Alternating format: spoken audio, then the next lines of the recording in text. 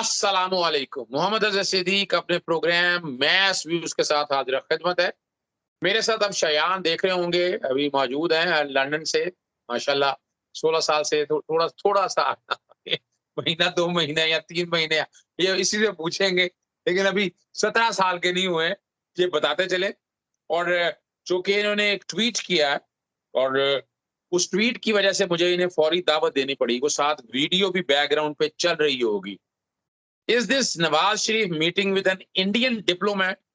What business does a Sikh से मुराद बीमार आदमी, नवाज शरीफ है विद एन इंडियन डिप्लोमेट?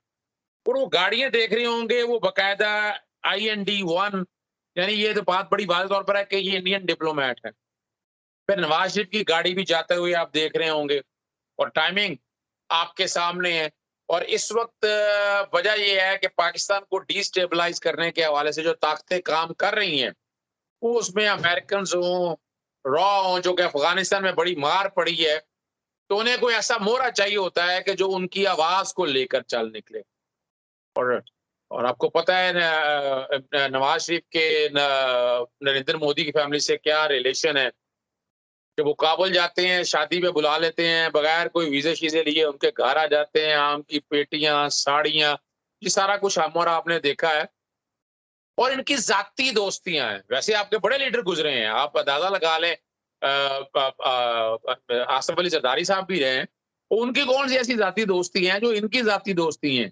इनकी जाती दोस्ती हैं के साथ रह रही, आप अंदाजा लगा लें, आप यहीं से कतरियों से, फिर कतरियों के साथ खत भी आ जाते हैं। यानी ये स्टेट लेवल पे कोई दोस्तियां नहीं है।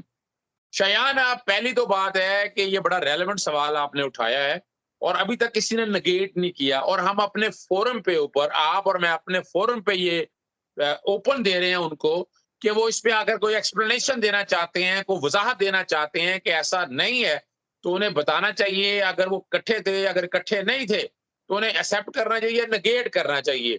आप क्या समझते हैं कि क्या अगर यानी एक साबका वजीर आजम नाहल और बीमार आदमी है, कोई इलाज नहीं करा रहा, और ये मीटिंगें जारी रखे हुआ है, आप क्या समझते हैं कि क्या ऐसे लोगों को इजाजत होनी चाहिए अगर मुलाकात हुई है? जी अस्सलाम वालेकुम, thank you very much for having me again. Uncle देखिए, सीधी सी बात है, नवाज शरीफ कहता है वो सिख है ना। नवाज शरीफ की अभी कोई ऑफिशियल पोस्ट लगी हुई है पाकिस्तान में, उनको तो पॉलिटिक्स से एग्जिट मार दिया उन्होंने। लेकिन हम देख सकते हैं उन्होंने असल में तो नहीं मारे, अनऑफिशियली वो मीटिंग्स कर रहे हैं पाकिस्तान की बहाफ पे। ये मीटिंग उसकी क्या क्या उसका रोल है नवाज शरीफ का कि वो जाके मीटिंग्स कर रहे हैं एम्बेसडर्स डिप्लोमेट्स के साथ? क्या ना वो फॉरेन सेक्रेटरी लगा हुआ है नवाज शरीफ, ना वो MNA भी नहीं लगा हुआ है, तो फॉरेन सेक्रेटरी को बोले वो MPA नहीं लगा हुआ है, तो वो क्यों जाके मीटिंग्स कर रहे हैं? ये तो रिडिकुलस बात है। मतलब यहाँ के वो कोई सीक्रेट बेच रहा है, उसको और कोई पैसे चाहिए, ये तो अभी बस स्पेकुलेशन हम कर सकती है। लेकिन जो आप देख सकते हैं, उसने हाइड पार्क में इंडियन डिप्लोमेट के साथ वॉक की है, और उस वॉक में क्या उन्होंने डिस्कस किया था आप देख सकती है। डॉन था, डॉन हो रहा था, डे लाइट आ रही थी, इतनी सुबह सुबह क्या मीटिंग कर सकते हैं नवाज शरीफ, कि इतनी छुप के मीटिंग वो कर रहे हैं नवाज शरीफ इंडियन डिप्लोमेट के साथ। ये कोई छुपाने वाली बात नहीं है, इंडियन डिप्लोमेट था वो, क्लियरली इंडियन डिप्लोमेट है। IND-1 की उनकी गाड़ी है, सीधी उनकी दोनों गाड़ियां लगी हुई थी, जुड़ी हुई थी बिल्कुल। नवाज शरीफ का क्या बिजनेस बनता है एक इंडियन डिप्लोमेट से ऐसे इतनी सस्पिशियसली मीटिंग्स करना? या कि वो कोई दोस्त है, फिर भी नवाज शरीफ को एक्सप्लेन करना चाहिए, नहीं ये मेरा दोस्त है, कि नवाज शरीफ आए एक्सप्लेन करे, वो छुप क्यों रहा था? सिंपल सी ये बात है। ट्रांसपेरेंसी नवाज शरीफ में बिल्कुल नहीं है, कोई PMLN में ट्रांसपेरेंसी अभी नहीं हुई है। मतलब ये क्या, उसका बिजनेस क्या होता है नवाज शरीफ के एक इंडियन डिप्लोमेट से मिलने का? अच्छा, आपने बड़ी जबरदस्त बात की। हम जरा इसको यूं जरा आम नाज़रीन के लिए रख देते हैं। देखें, ये जो चीजें नजर आ रही ना सामने सामने अब वो जो कि वीडियो वायरल है, वीडियो आपके सामने है, वीडियो ट्वीट पे ही आ गई है, और मैं यहाँ पहले आपको मैंने वीडियो वो चला दी है। लेकिन एक बात में वजन है कि नवाज शरीफ का काम क्या है, इससे पहले आपने देख लिया था हमदुल्ला के साथ, अफगानिस्तान के हालात के वाले से हमदुल्ला के साथ। और ये दूसरा देखिएगा, एक बात आम आदमी के लिए बताना बड़ा जरूरी है।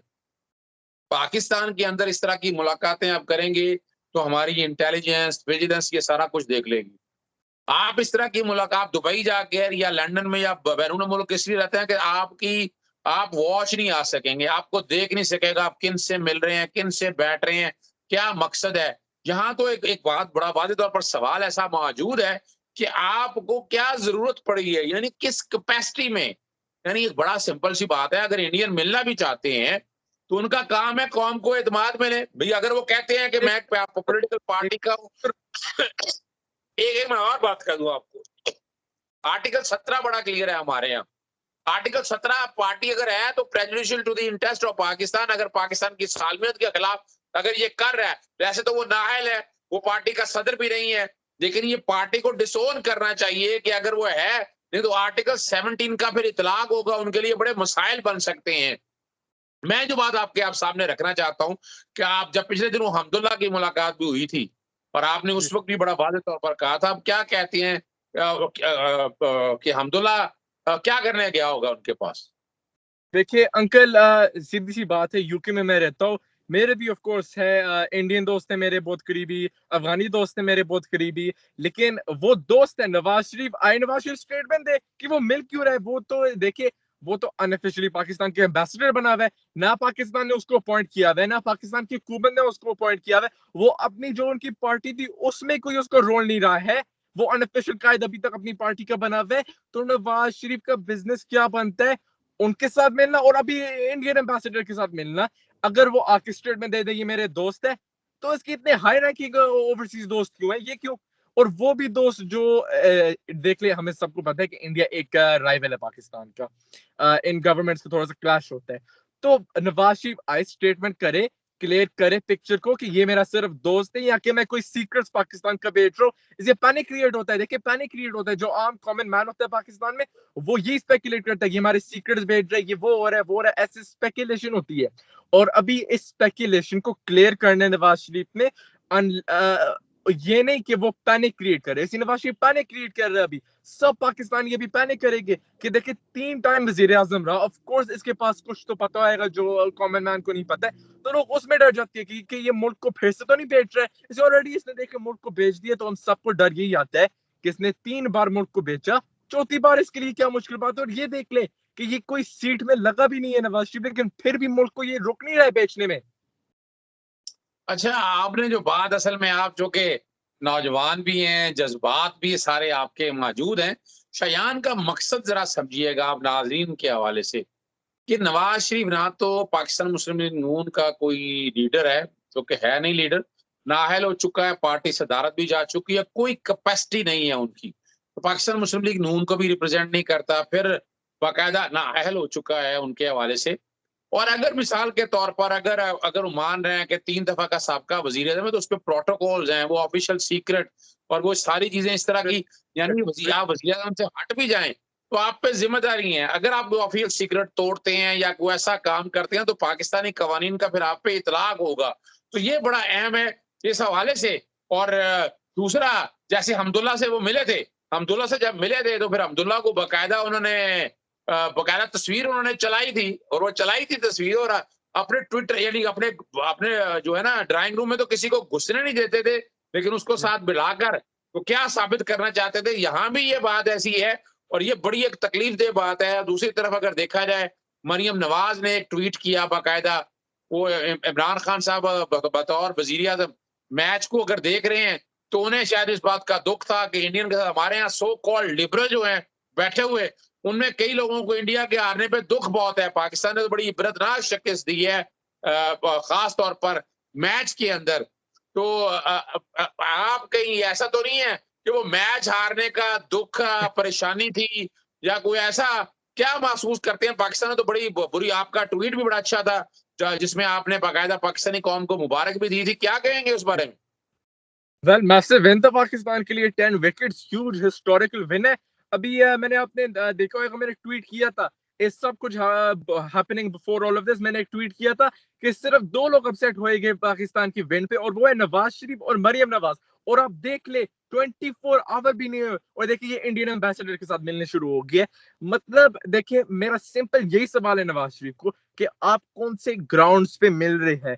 चले हम सबके इंडियन दोस्त है यूके में, मेरे भी है इंडियन दोस्त। मैं ये नहीं कह रहा हूँ कि इंडियन से ना मिले, लेकिन आप इंडियन एम्बेसडर से मिल रही है, आप कौन से ग्राउंड पे मिल रही है। इसलिए ऐसे स्पेकुलेशन बहुत क्रिएट हो रही है कि आप पाकिस्तान के कोई सीक्रेट्स बेच रहे हैं, इसलिए आपकी बहुत बुरी रेप्यूटेशन है। इसलिए आपने 3 बार मुल्क को बेच दिया। तो नवाज शरीफ आप आए, आप पिक्चर को क्लियर करें कि आप कौन से ग्राउंड्स पे इंडियन एम्बेसडर से मिल रहे थे, आप पैनिक ना क्रिएट करें। बड़ी जबरदस्त आपने बात कह दी है नाज़रीन, आपके लिए वीडियो भी वो चला दी है और कंसर्न बड़ा वाज़ेह है और हर पाकिस्तानी का ये कंसर्न है। नवाज शरीफ को बिल्कुल अगर मुलाकातें हुई हैं, पाक में हुई हैं, एम्बेसडर तो एम्बेसडर को प्रोटोकॉल्स हैं, आप याद रखिएगा। जो आपका एम्बेसडर है वो इस तरह पार्किंग में नहीं फिर सकता। अफगानिस्तान के एम्बेसडर की पाकिस्तान में जो बेटी यहाँ से, और वो क्या शोर डाला था इन लोगों ने। तो वो ये अगर कोई मुलाकात ये वाली हुई है तो कोई इत्तफाकिया मुलाकात नहीं है। और खास तौर पर इंडिया वन यानी इस गाड़ी में अगर आना और एट ए टाइम पहुंचना, तो ये सारी बातें जो है ना ये तवज्जो तलब हैं।